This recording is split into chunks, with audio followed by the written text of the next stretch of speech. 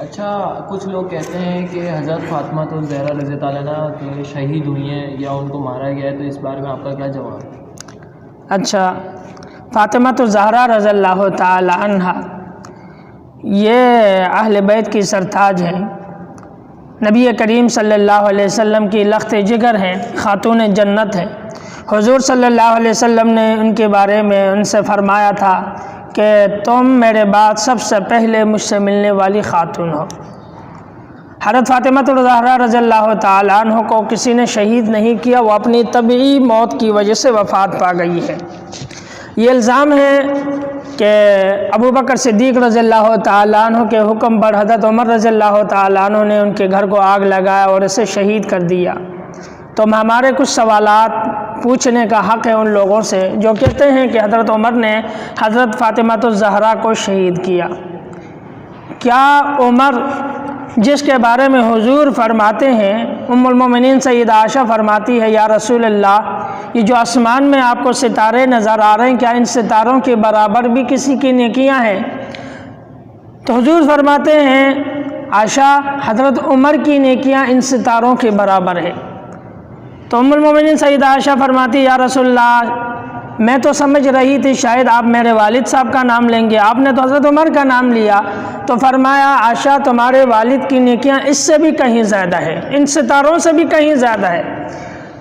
تو وہ عمر جو خود کہتے ہیں کہ دریائے فرات کے کنارے کوئی کتا پیاسا مر جائے تو قیامت والے دن عمر سے پوچھ ہوگی، وہ عمر جو کہتے ہیں کہ اگر حضرت علی اس وقت موجود نہ ہوتے تو شاید میں فلاں کیس میں فلاں بچے کا قاتل بن جاتا اور حضرت علی نے مجھے بچا دیا، وہ عمر جو چھوٹی چھوٹی باتوں کا خیال رکھتا ہو، کیا یہ ممکن ہے کہ وہ نبی کریم صلی اللہ علیہ وسلم کی لخت جگر حضرت فاطمہ الزہرا رضی اللہ تعالی عنہا کو شہید کرے اور ان کا قاتل بن جائے؟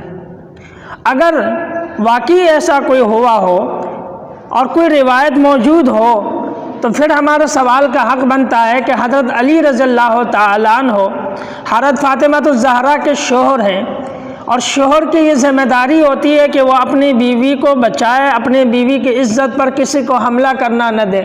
حدیث میں آتا ہے جو آدمی تین چیزوں کے لیے شہید مقتول بن جائے وہ شہید ہے، ان میں ایک یہ ہے کہ اس کے گھر والوں پہ حملہ ہو، اس کے عزت پہ حملہ ہو اور عزت کو بچاتے بچاتے شہید ہو جائے، مقتول ہو جائے تو وہ شہید ہے۔ تو حضرت علی رضی اللہ تعالیٰ عنہ اس موقع پر کیوں خاموشی اختیار کی ہے؟ اس کے سامنے اس کی بیوی کو شہید کیا گیا اور حضرت علی خاموش رہے۔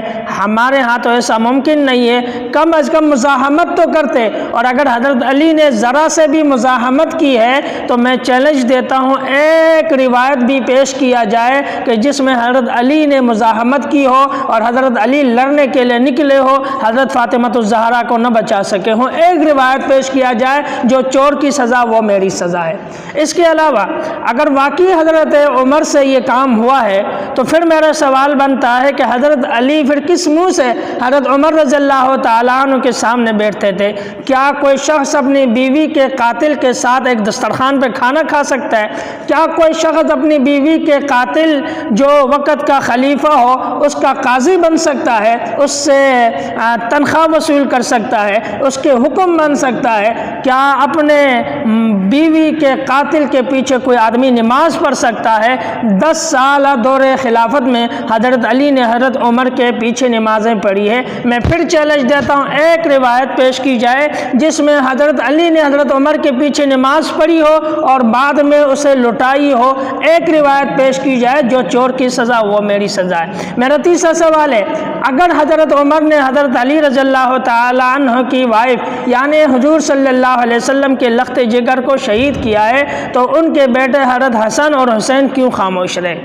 اگر حسن اور حسین خاموش نہیں رہے بلکہ ان کے دل میں بغض تھا تو پھر کیا کوئی بیٹا جس کی ماں کو کسی نے شہید کیا ہو اور وہ اپنے ماں کے قاتل سے وظائف وصول کرتا ہے، چادریں وصول کرتا ہے، کپڑے وصول کرتا ہے؟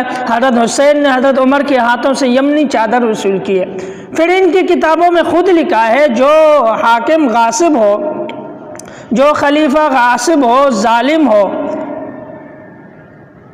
اگر وہ کسی نکاح میں شریک ہو تو وہ نکاح بھی نہیں ہوتا ہے۔ اور حالانکہ یہاں معاملہ اس کا برعکس ہے، حضرت عمر نے حضرت حسین رضی اللہ تعالیٰ عنہ کا نکاح بی بی شیربانو کے ساتھ پڑھایا تھا۔ کوئی ایک روایت پھر پیش کی جائے کہ حضرت حسین نے حضرت عمر کے نکاح پڑھوانے کے بعد اپنے نکاح کی تجدید کی ہو تو جو چور کی سزا وہ میری سزا ہے۔ اب یہ حیران کن بات ہے کہ حضرت حسین اپنے ماما کے قاتل کے ساتھ وقت گزار رہے ہیں، ان کے پیچھے نماز پڑھ رہے ہیں، حضرت حسن ان کے پیچھے نمازیں پڑھ رہے ہیں، حضرت علی ان کے پیچھے نمازیں پڑھ رہے ہیں، ایک ہی دسترخوان پہ بیٹھ کے کھانا کھا رہے ہیں۔ کیا قاتل کے ساتھ کوئی ایسا سلوک کرتا ہے؟ معاذ اللہ کوئی ایسا سلوک نہیں کرتا۔ یہ سراسر الزام ہے، جھوٹ ہے اور بہتان ہے۔ نہ حضرت عمر رضی اللہ تعالیٰ عنہ کے اہل بیت کے ساتھ کوئی دشمنی تھی، نہ اہل بیت کی حضرت عمر سے کوئی دشمنی تھی۔ یہ لوگ آپس میں محبت اور اتفاق کے ساتھ رہیں۔